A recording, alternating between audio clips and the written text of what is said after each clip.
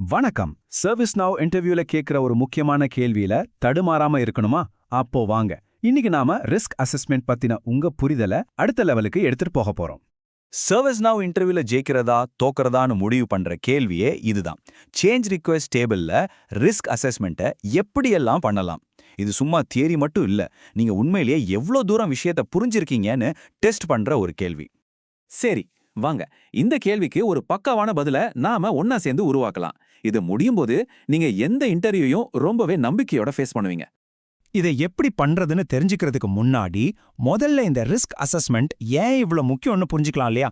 இதை சரியா செஞ்சா என்ன நடக்கும், தப்பா செஞ்சா என்ன ஆகும்னு இப்ப பார்க்கலாம். ரொம்ப சிம்பிளா சொல்லணும்னா, ஒரு சேஞ்ச் எவ்வளோ ரிஸ்க் ஆனதுன்னு மதிப்பிடுறது தான் risk assessment. Impact, probability, business criticality மாதிரியான விஷயங்களை வச்சு இதை கணக்கிடுவாங்க. இதனால யார் அப்ரூவ் பண்ணணும், என்னென்ன கண்ட்ரோல்ஸ் தேவைன்னு நம்ம கரெக்டா முடிவு பண்ண முடியும். ஒருவேளை இதுல தப்பு நடந்தா என்ன ஆகும்? ஒரு சின்ன தப்பான ரிஸ்க் அசஸ்மெண்ட் கூட பெரிய சிஸ்டம் அவுட்டேஜுக்கும் பிசினஸ் முடங்கி போறதுக்கும் காரணமாயிடும். இது கம்பெனியோட வருமானத்தையும் பேரையும் நேரடியா பாதிக்கும். ஆனா இதையே நாம கரெக்டா செஞ்சோம்னா யாரு அப்ரூவ் பண்ணணுமோ அவங்க கிட்ட கரெக்டா போறத உறுதி பண்ணலாம். அதோட சேஞ்ச் பத்தி நல்ல முடிவுகளை எடுக்கவும் இது ரொம்பவே ஹெல்ப் பண்ணும். சொல்லப்போனா இது ஒரு பாதுகாப்பு வலை மாதிரி தான். இப்போதான் நாம மெயின் மேட்டருக்கே வர்றோம். ரிஸ்க் அசஸ்மெண்ட் பண்றதுக்கு இருக்கிற 6 முக்கியமான மெத்தட்ஸ் என்னென்னு பார்க்கலாம். இதெல்லாம் உங்க டெக்னிக்கல் டூல் கிட்ல கண்டிப்பா இருக்க வேண்டிய கருவிகள். இந்த 6 மெத்தட்ஸ் தான் ரிஸ்க் அசஸ்மெண்டோட ஆணிவேர். ரிஸ்க் மேட்ரிக்ஸ், ரிஸ்க் கால்குலேட்டர், கேள்வித்தாள் முறை, மேனுவல் அசஸ்மெண்ட், சிஐ அடிப்படையிலான முறை, அப்புறம் ஹிஸ்டாரிக்கல் டேட்டா முறை. வாங்க ஒவ்வொன்றையும் கொஞ்சம் விளக்கமா பார்க்கலாம். முதல் மெத்தட் ரிஸ்க் மேட்ரிக்ஸ். இதான் ரொம்ப பொதுவா பயன்படுத்துறது. ஃபார்முலா ரொம்ப simple. Risk equals impact multiplied by probability. அதாவது பாதிப்பும் அதிகமா இருந்து அது நடக்கிறதுக்கான வாய்ப்பும் அதிகமா இருந்தா அது ஹையஸ்ட் ரிஸ்க், ரெண்டுமே குறைவா இருந்தா அது லோ ரிஸ்க்.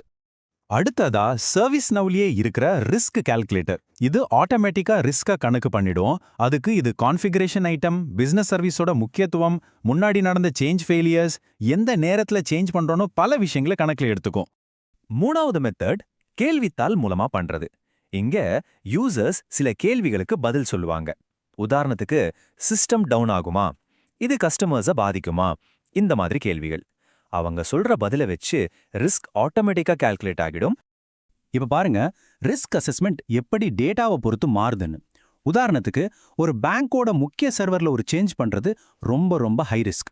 ஆனா ஆஃபீஸ்ல உள்ளவங்க மட்டும் யூஸ் பண்ற ஒரு விக்கி டூல்ல சேஞ்ச் பண்றது ரொம்ப லோ ரிஸ்க்.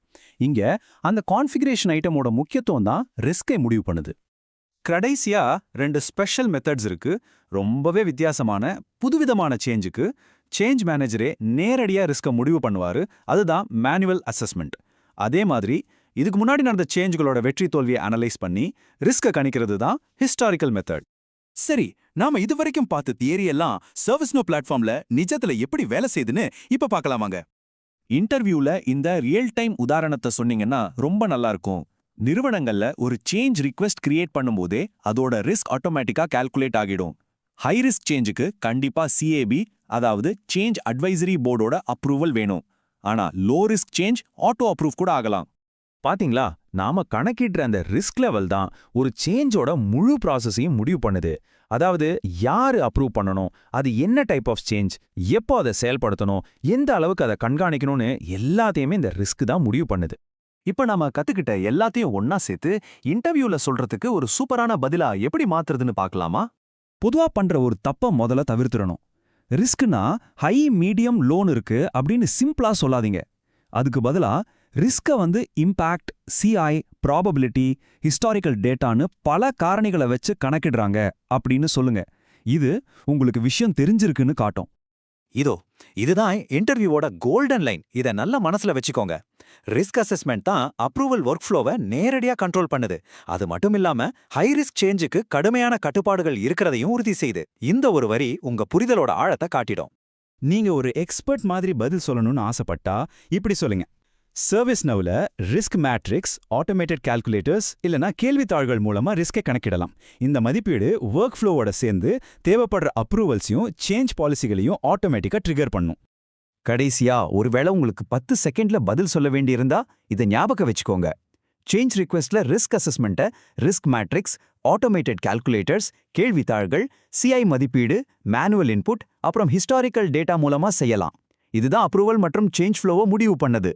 இந்த பதில நினைவுல வச்சுக்கோங்க. உங்க அடுத்த இன்டர்வியூல நீங்க தான் ஸ்டார்.